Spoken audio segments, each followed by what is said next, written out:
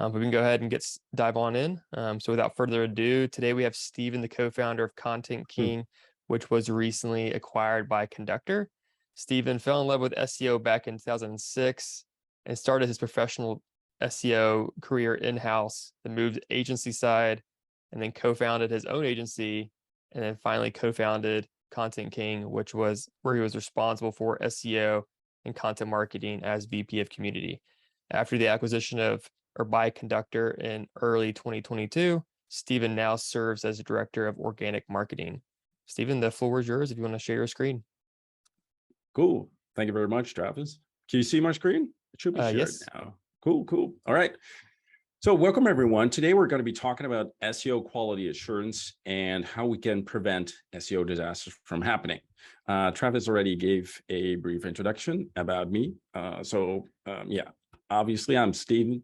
I'm the Director of Organic Marketing at Conductor. You can find me on Twitter, Steven V. Vessum with UM at the end. Otherwise, Google me. I'm not a hard man to find. So I am the co-founder of ContentKing, and as Travis mentioned, we were acquired by Conductor earlier this year. I've been in SEO most of my adult life. I can imagine. I'm looking at this like shit. It's been 17 years in SEO, getting gray hairs and definitely losing hair.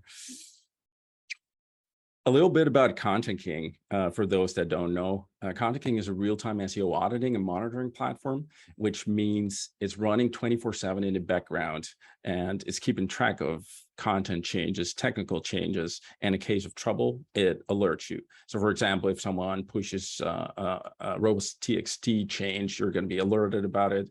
Someone no indexes important pages like homepage or your most important money pages, you're going to be alerted about that as well.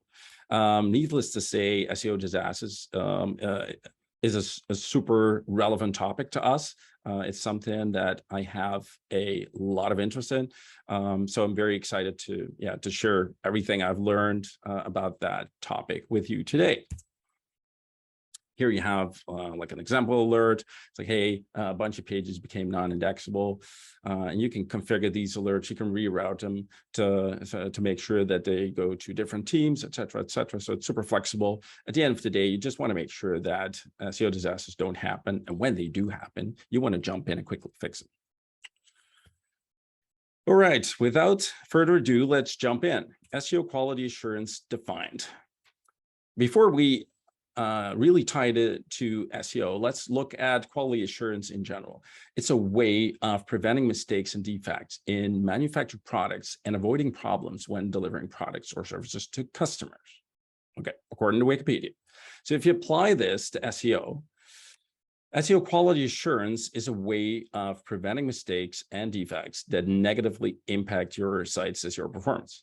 And negative impact of your site's SEO performance can be obviously rankings tanking, which in turn hurts organic traffic, which in turn hurt leads, sales, revenue. And at the end of the day, it's the dollars that count. So you got to make sure that your bottom line is protected when it comes to SEO or anything really. And the problem we're facing is that there is a lack of SEO quality assurance.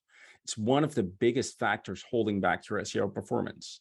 It's something I'm confident about. But don't take my word for it. We actually ran a massive survey about this. So we hired a research firm to do this survey with us. And last year, we asked over 1,250 respondents about their SEO disasters, what caused them, how often they happen, how expensive they are, et cetera, et cetera. And it turned out that 85% of the respondents had at least one moderate to high SEO incident in the past 12 months. And 57% of these incidents lasted longer than 7 days. So this means that no index on a homepage or one of your money pages or both was there for at least 7 days. That's bad. And 45% of these SEO incidents had an impact of $10,000 or more. And I was looking at the data at the time, and I saw that some of these disasters had cost millions of dollars in lost revenue. So it can add up. 24 of the respondents said that they spend more than 1.5 days a week, and let that sink in, 1.5 days per week detecting and fixing SEO issues. So the process of auditing and keeping track of all of the changes and whether or not there are SEO issues is just very inefficient. And 40% of the respondents said that they find it difficult to detect these SEO issues as well. So super interesting info, and we're going to look at this throughout the presentation.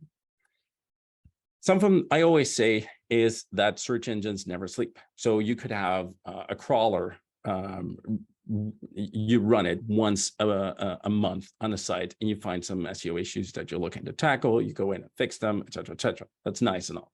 But ideally, you have a monitoring system in place which keeps track of your site 24/7, because search engines are doing the exact same thing. Search engines aren't coming by your site once a month to look for new content or updated content. They're hitting your site continuously. When you go to bed, Google's crawling your site, and if there's issues or changes that shouldn't have been pushed, Google is picking up on that. It's processing it, and it's going to have an impact on your rankings. So search engines never sleep. And Murphy's Law applies to SEO as well. SEO mistakes are made. It's just a fact. And when they are made, and it happens to me as well, you just got to make sure that you fix them before they impact your rankings and your bottom line, that revenue we were talking about. And there's lots of moving parts in SEO. And as time continues, there's just more and more moving parts. And this is a quote from three years ago from Gary Iles. And he said, Google has a collection of millions of tiny algorithms that work in unison to spit out a ranking score. So this TLDR here is that there's a whole bunch of stuff going on in Google's algorithms. There's many, many algorithms, and we know a lot of it is AI driven. So there's a ton of stuff going on, and it's only gonna increase from there. So only gonna get more and more complex. And they're keeping busy. So they're pushing out update after update. This summer alone, we've seen multiple confirmed updates, plus several unconfirmed ones. So like they're busy. And there's just so much stuff going on, and you don't want to be algo chasing. We always say, look at the big picture, look at where the ball's going, not where it's at. And make sure you have all your processes and tooling in place, and you stick to all of the major things that need to be in good shape for your SEO performance to be all right. So look at your technical foundation, great content, links, authority, and getting that organic traffic. And digital teams are basically managing a perfect web storm. Sites are only getting complexer, and there's agile cycles pushing updates all the time. There's multiple teams even pushing changes to multiple sites. So like teams are growing, and site structures are becoming more and more complex. And we as SEOs need to adapt, because otherwise we're going to go extinct. It may be a little overstating, but you know, Google's just, they have so much stuff going on, and they're evolving, and there's so many updates. And we as SEOs, we need to adapt to that speed, and we need to make sure we are prepared for all the complexity that we're seeing right now, and that's headed towards us in the future. All right, now let's jump into the fun stuff. A couple of SEO disasters we've seen recently. Clients or colleagues going rogue. And it could be that the CMS was telling them to update the CMS. And so they did that on a live production environment. They were updating the theme, all of the plugins, et cetera, et cetera. And as for anyone that's worked on sites and that's ran these updates, these often do not go well.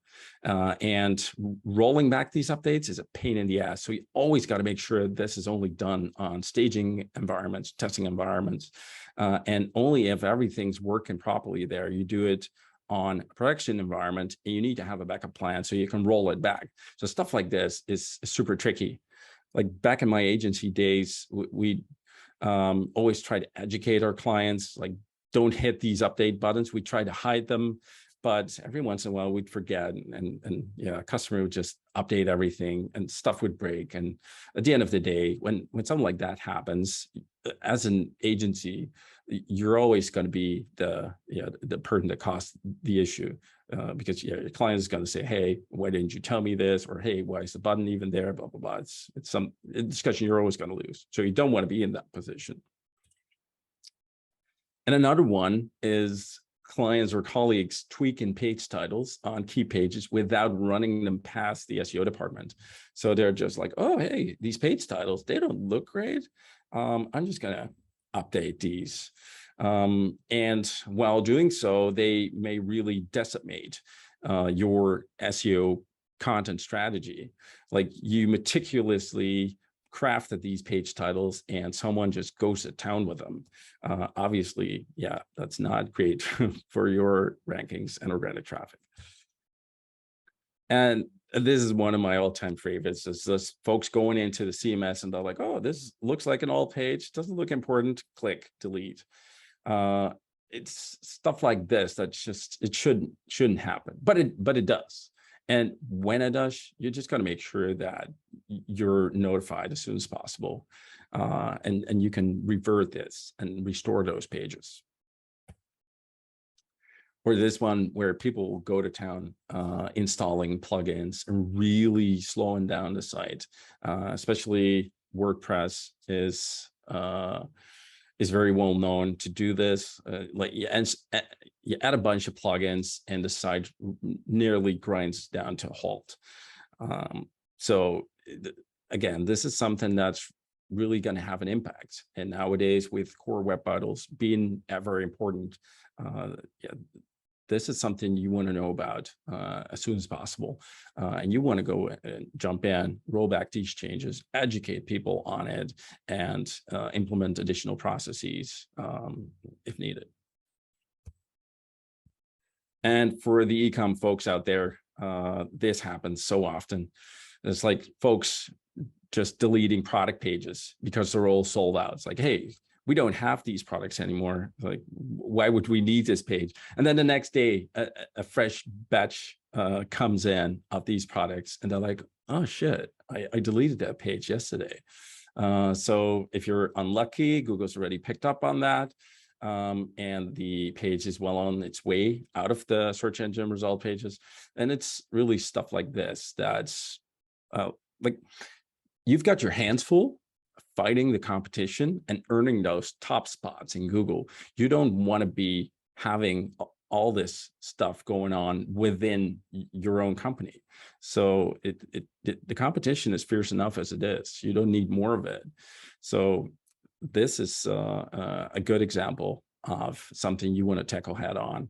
And if it happens, you want to know about it right away and jump in and fix it.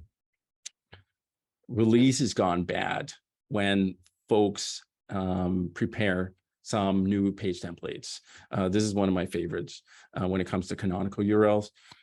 So like folks were working on rolling out some new templates and they had everything prepared, but what they did is they hard-coded canonicals. And when they pushed those, the hard-coded canonicals were still pointing to the development environment, which obviously wasn't accessible to search engines. So for search engines, this is super confusing because you're serving them these pages, but then when they go out and check them, they were canonicalized to a dev environment that they can't even access. So obviously, this isn't helping you getting these new pages indexed in Google. So it's little stuff like this that's really not that hard to detect, but you need to have the right processes and tooling in place.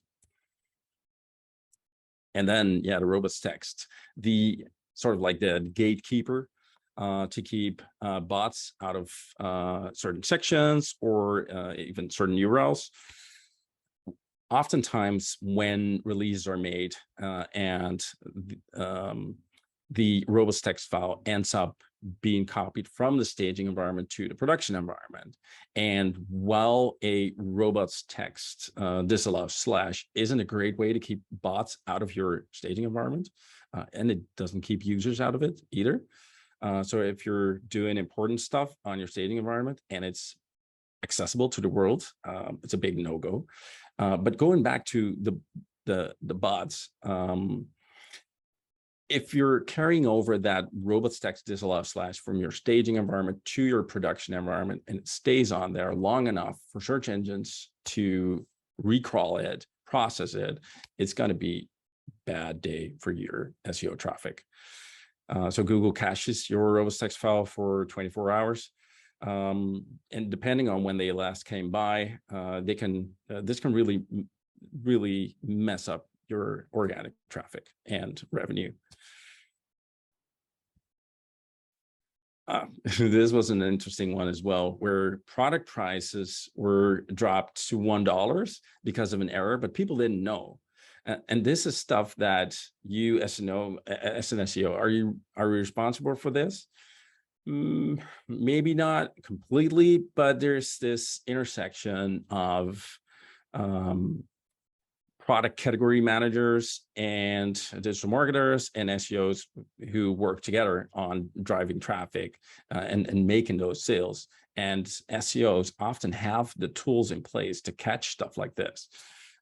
So when this happened and the SEOs jumped in, they were able to fix it. And not only did the price drop to $0, the currency was also switched because it should have actually been euros.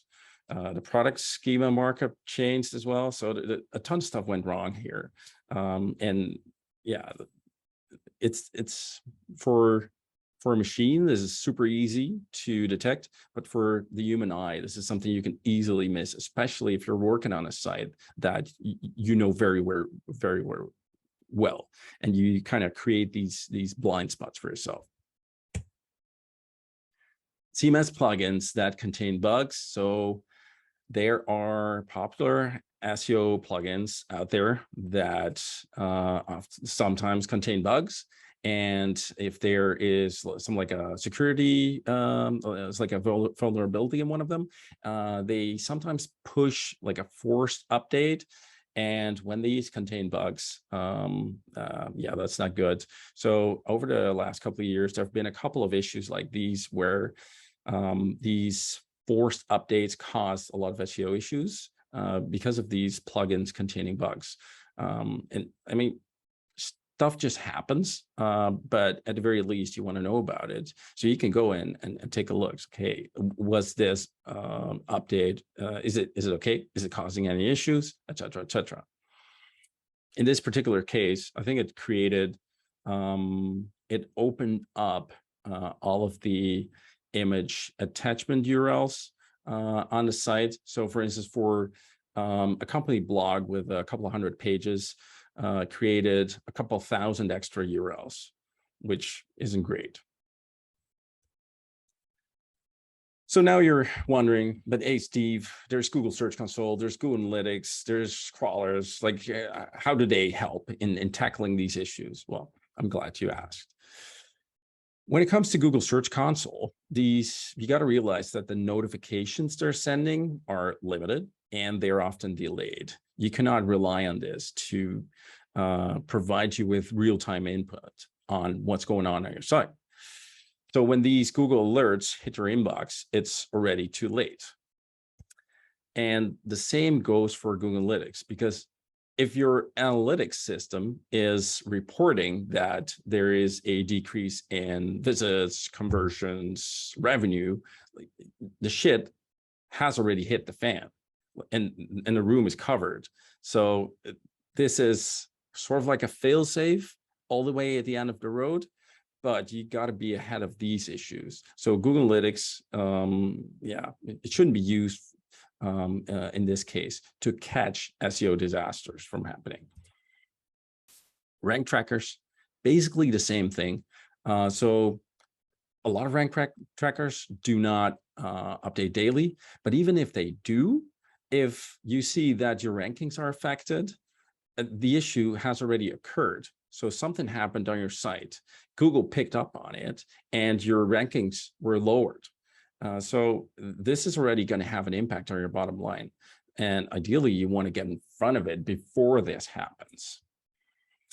All right, so what about legacy crawlers, like all of the crawlers we've been using for the last couple of years? Well, those are basically the pink lines. So they are often manually activated, and they do like they take basically a snapshot. It's like, hey, this is what your site looked like at this point. All right. These are infrequent, and they're great to do spot checks or ad hoc audits, but they shouldn't be used for continuous monitoring. Then the orange lines are search engines. They come in and often they check your site often. They look for updates, they look for new content, et cetera, et cetera. And then there's the blue line, in this case, ContentKing, 24/7 real-time monitoring solution that just keeps a watchful eye on your site and looks out for anything that's out of the ordinary. And in case of trouble or anything that may require your attention, it sends out alerts so you can quickly jump in and fix it. So that means you're kind of like Tom Cruise. You can get ahead of the game and prevent these issues from really becoming an issue and having a negative impact on your bottom line. All right. So how do you implement SEO quality assurance within your organization? So one of the first things we usually start with is defining an SEO quality assurance policy.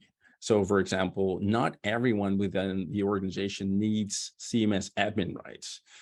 And you got to make sure that among the team, it's super clear what is allowed and what isn't. So for example, do you want developers touching your carefully crafted page titles? Probably not. But if you turn it around, do you want developers touching code? Probably not, because most SEOs don't really know how to write code.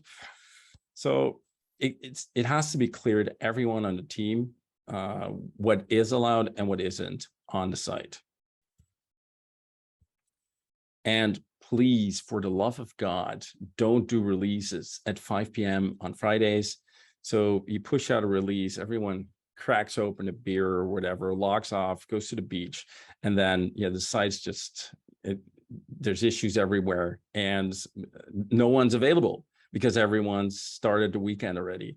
I've seen this oftentimes, and within ContentKing, we stopped doing big releases until Wednesday midday. So we knew that we had like 2 full days and a little bit of spare time to catch big issues before the weekend, because we didn't want people to work through the weekend because of some issues.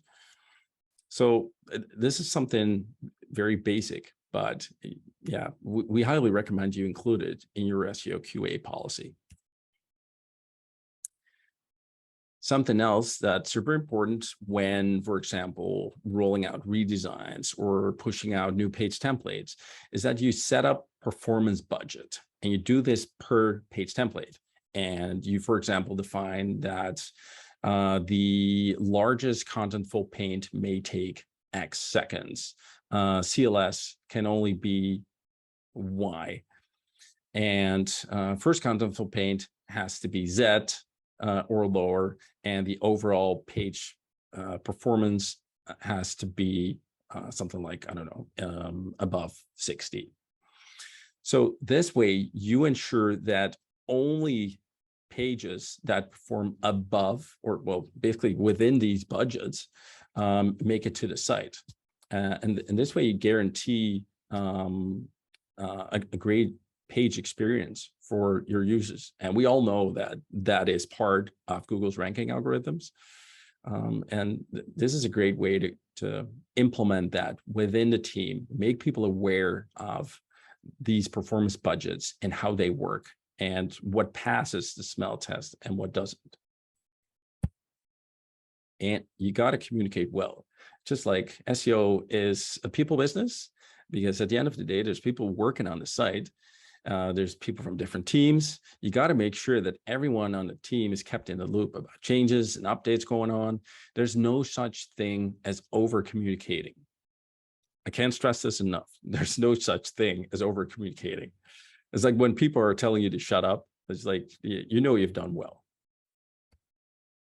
You got to involve specialists early on. So as an SEO, I've been pulled into too many meetings at the last time, and they told me, it's like, hey, Steve, we're planning a migration. And I was like, wait, we have all these other projects lined up. How does that work together with the migration? Like, it doesn't. Or they tell you, it's like, hey, we're changing domain names. We're rebranding. Like whenever big changes are coming, you got to involve everyone that's going to be working on this as early as possible, so they can plan and so they can make sure that they have enough resources available to help you through these projects. The bottom line is, don't create situations where you need to compromise on quality. And when you push out changes, and when you implement your SEO quality assurance policy, et cetera, you got to have real-time monitoring in place to make sure that everything's running smooth, that everyone's sticking to what you all agreed on, and that no one's going rogue. And in case of trouble, you got to be alerted. Then the next step is having solid test processes. So you got to test before, during, and after releases. And you got to do this religiously. And I know how easy it is to want to skip doing some tests when there's a lot of stress and there's high pressure on getting things done.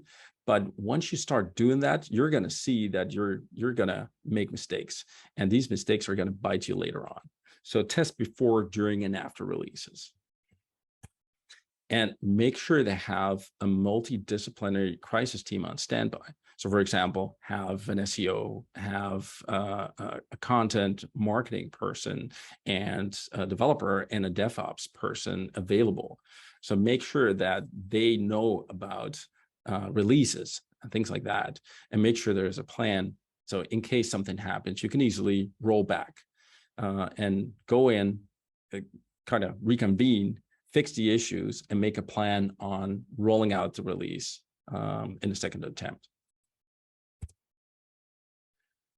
So to recap, because I've been unloading a lot of information, lack of SEO is hurting SEO performance. It's one of the biggest factors holding back SEOs at the moment.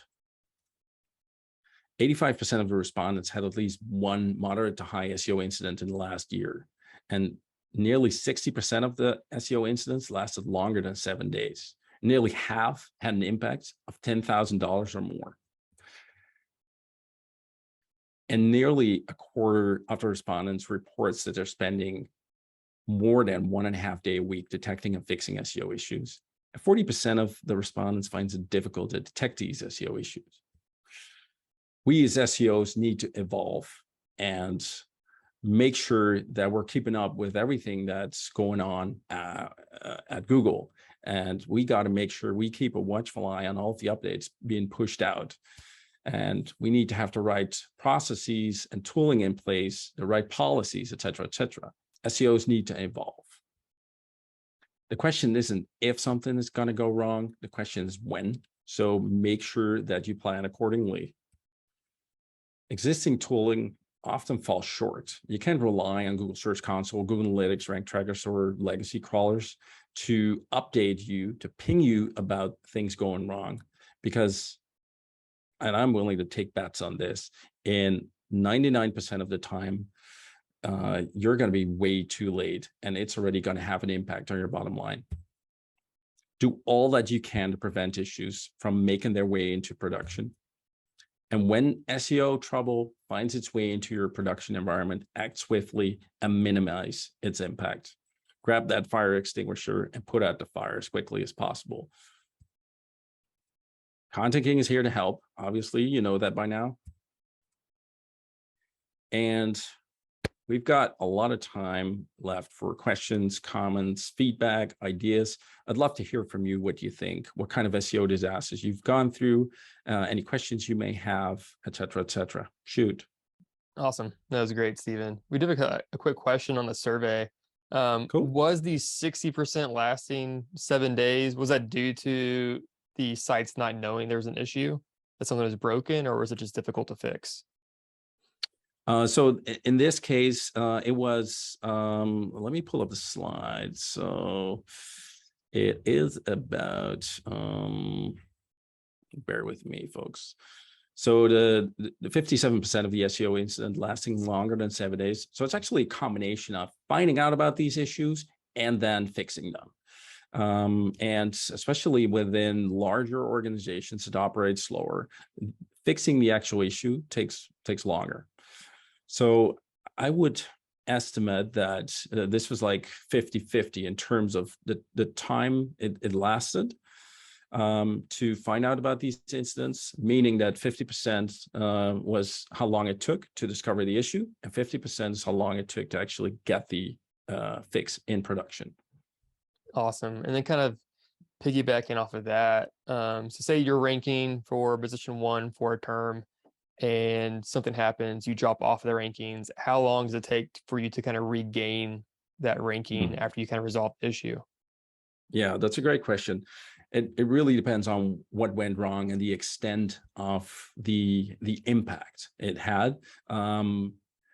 Unfortunately, what we're seeing is if you fix the issue and it's kind of like nothing happened, you don't always get back to your previous ranking.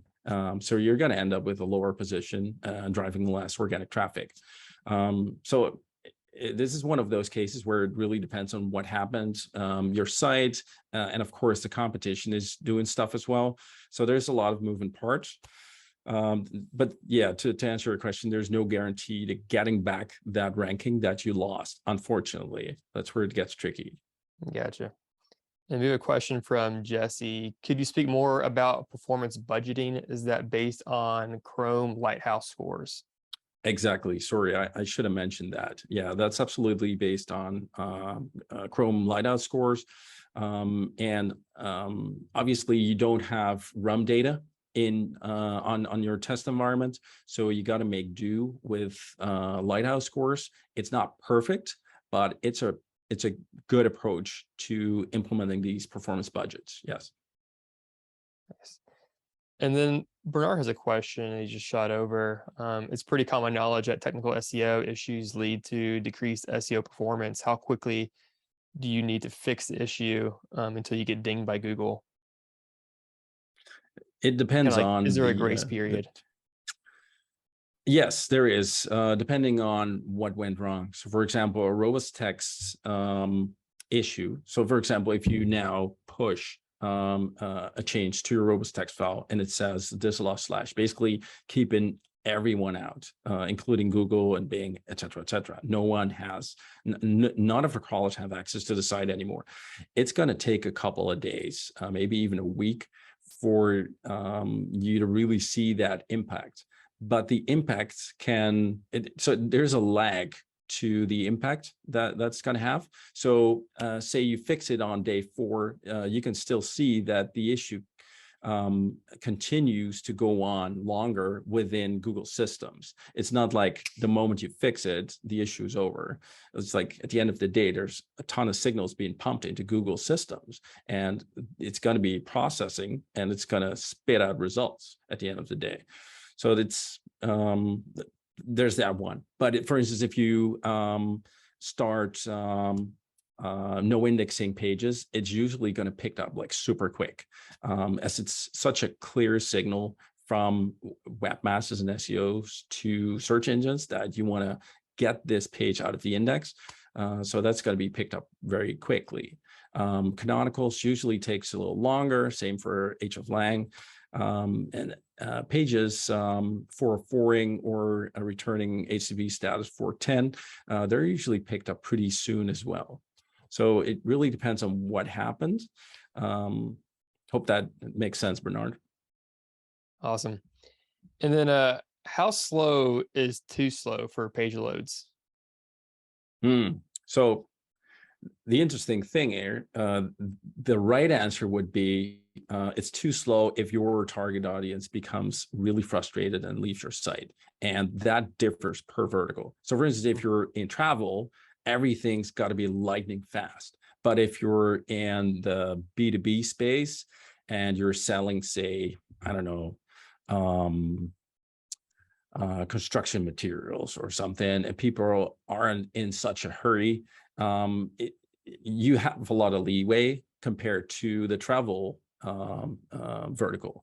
So it really depends on the vertical you're in, the target audience, and how forgiving they are basically when it comes to the page speed.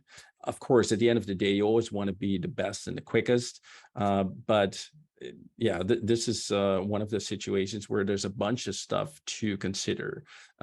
So I hope that context makes sense. Yeah, that's helpful. And then this is kind of tied to the e-commerce product page where you mentioned just deleting product pages. What's the best practice for e-commerce SEO where a product is sold out or discontinued? How should you handle that page? So what I always recommend in these cases, and that's actually a great question, is to keep the page up. If you're not discontinuing, if you don't have any plans to get rid of it, and if it's just temporarily sold out, just keep it up on the site. Because once a new shipment comes in and you're basically restocked, you want to start selling right away. Now, having said that, say we're talking about a product page of a product that's been discontinued, or like a newer version of the product, like a version 2.0 has been launched.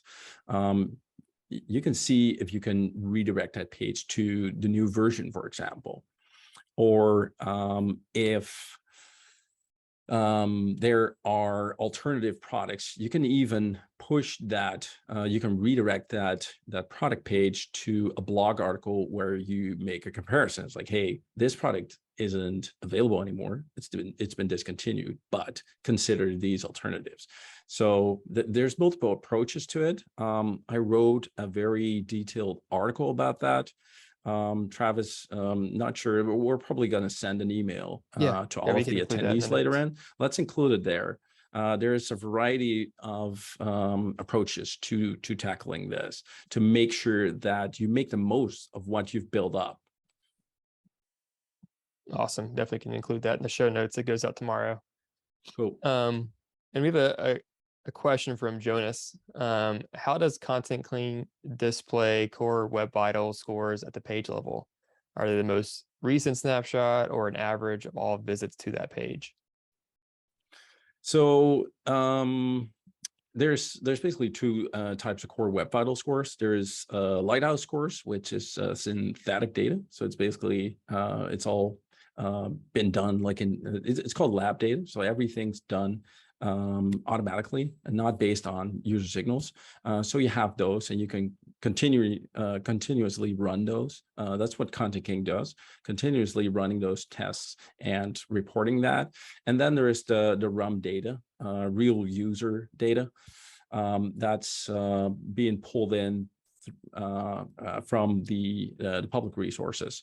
And those are updated I think once a month off the top of my head.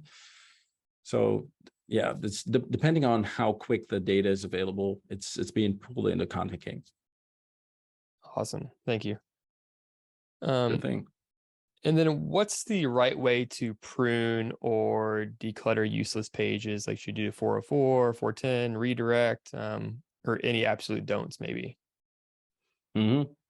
Yeah, so content pruning is interesting. So for those that aren't very familiar with it, the idea of content pruning is that you either really prune outdated content, you get rid of it completely, or you choose to update it, or maybe you want to redirect it. So there's a couple of options, but the idea is that by tending to the content, you're making sure that the overall site is performing better.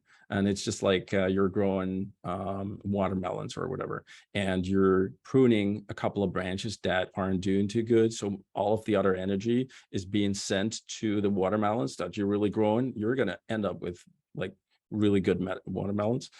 And you apply that to your site, and you're going to go through your pages and say, hey, which pages aren't performing that well? And then there's a couple of options. If there's absolutely no future for a page, and it's not getting a lot of traffic, and there's no way you can really redirect it, it doesn't have any links, I would just get rid of it and return HTTP status code 410. But oftentimes you're seeing that you push out an article and it's just not performing that well. But when you really dive into Google Search Console or like a keyword discovery platform, you're finding that it ranks pretty well for certain queries, like top of page 2, and that there is potential for you to break through to page 1. And that's when I would see, it's like, hey, can you improve this page? Can you extend it, update it, add more context and more useful information for your visitors so you can break into page 1 and start pulling in more organic traffic? And again, I've written a lot about this topic. Travis, hopefully we can include that article in the show notes as well. Definitely. Cool. Great question. Awesome. And then we have a question from Heather. She shared, we just migrated off a legacy WordPress platform, and they're discovering hundreds of 404 pages from random links like WP content uploads with CSS files. And what's the best practice to redirect these pages, if so, or just allow them to 404? Yeah, that's an interesting question, Heather. I'm looking at it. It looks like these are assets like JavaScript, CSS files. Those do not need to be indexed. And like if they're no longer used, and it's not like, and if they're no longer used deliberately, then I would just leave those 404s and look for bigger fish that you have to fry. And there's almost every time there's bigger issues going on the site. So I wouldn't worry about this.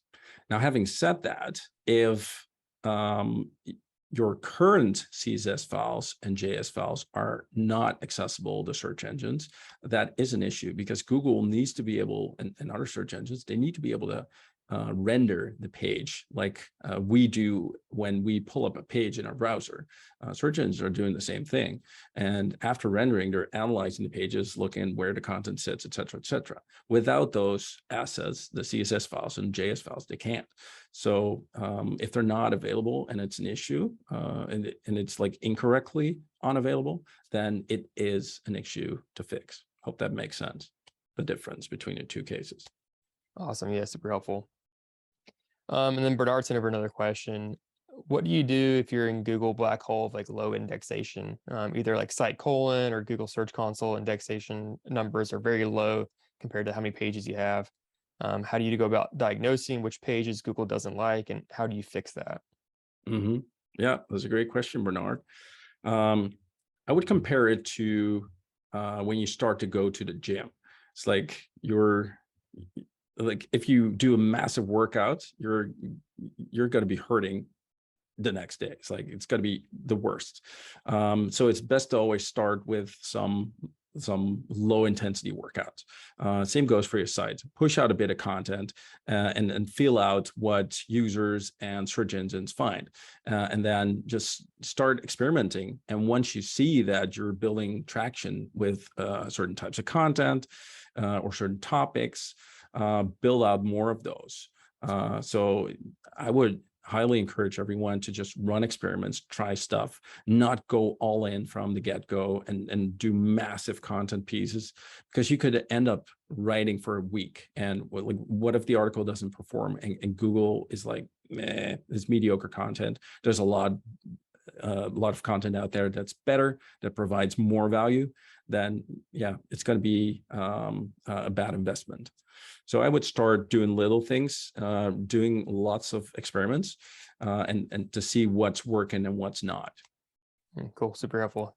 And we have two more questions. The next one is, do you have a process for updating plugin versions? Like most WordPress sites have 20 to 30, and I know you're not a big fan of the auto and update plugins, but do you have a process for, or you just add them to a staging environment to do your own testing, or do you wait for like specific analysts to do testing and share their findings? And if so, who do you follow for that? Gotcha. Yeah, that's a good question. So what I would recommend having like a recurring window where you reserve time to go over plugins and other things that need updating. Some like once a month, you make sure to go over everything, and you first do everything on a staging environment, of course. And then when you see that everything's working, you push it to production.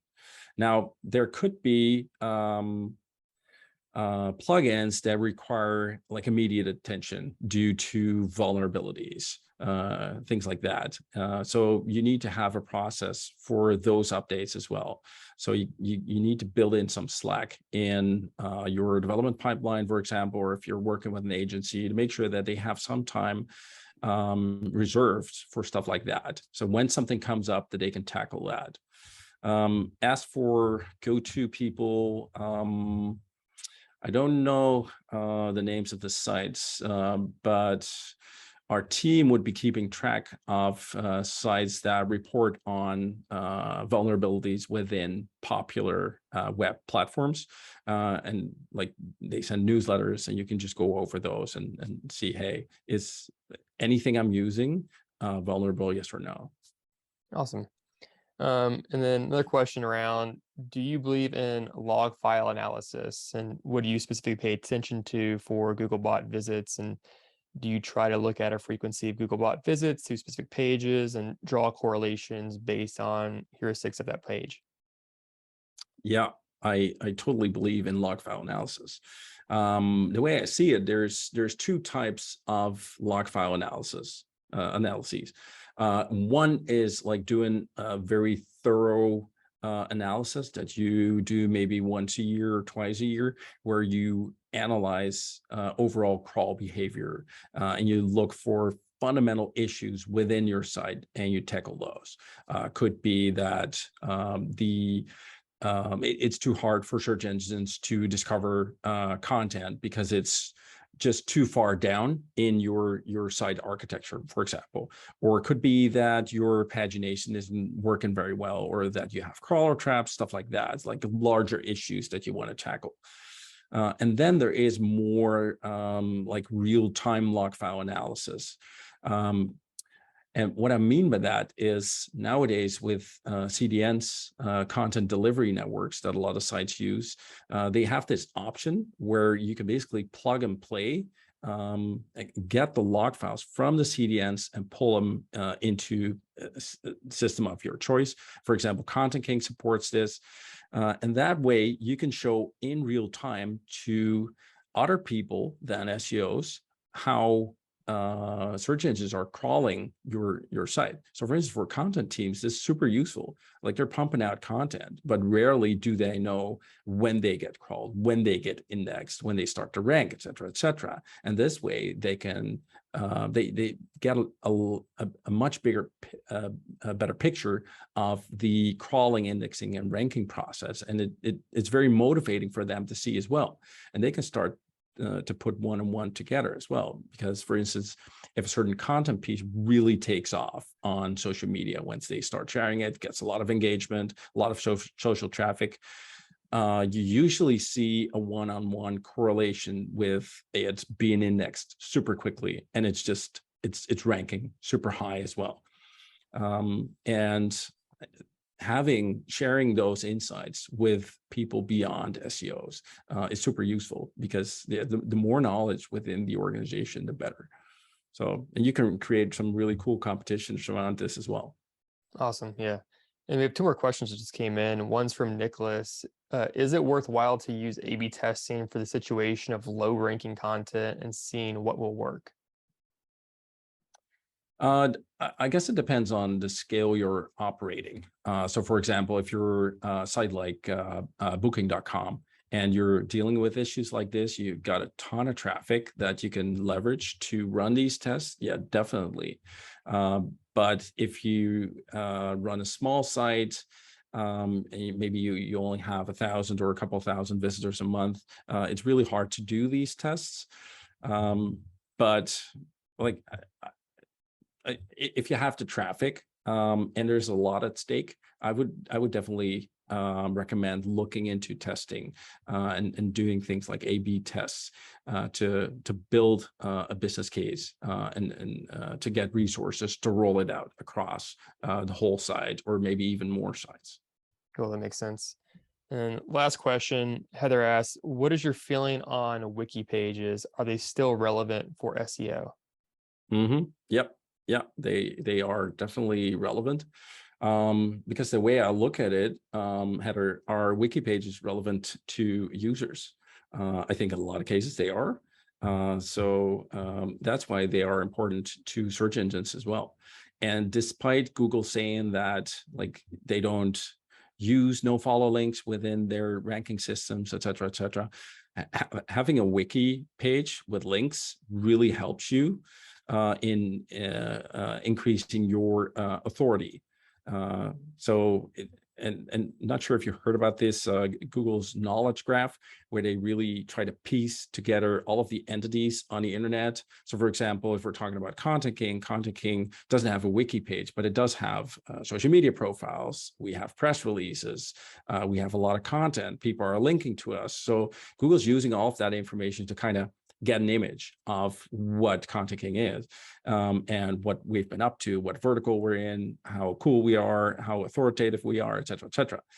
So say we had that wiki page, it would just provide more context to search engines. So long story short, yes. Yeah. Cool. And she's got a follow-up question. Is there a difference between that and a knowledge base? You could see the knowledge graph as a knowledge base. Just basically look at it as a big database with a ton of information on it. So everything Google knows about entities being a person or a company or a content page, whatever, it's all stored in that database. So I think we're talking about the same thing. Knowledge graph is really just a big knowledge base or a database. Awesome. Well, thanks so much for spending so much time with us, Steven, and answering all of our questions. Definitely Sure greatly thing. appreciate it. Those were good questions. Before, make sure you jump on Twitter. Let Steven know how much you appreciate his time today in the webinar. We'll also send out the recording and all the links that were discussed in today's webinar from Steven. And then Steven, do you have anything you want to share before we jump off? Actually, I do. I would love to help you on your journey to less SEO issues.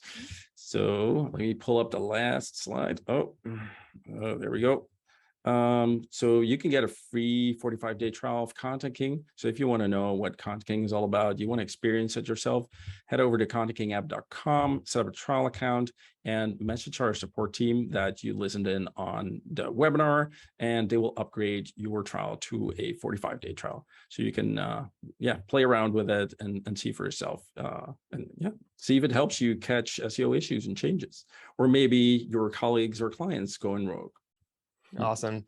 Thank you so much, Steven. Appreciate it. All right. Now, before we wrap this up, don't forget to share, like, and subscribe so you don't miss out on more great content from the industry's best SEOs, content marketers, and content strategists. The ClearScope webinar series happens every week and helps SEO content creators of all skill levels advance their knowledge. Hope to see you. Tune in next time.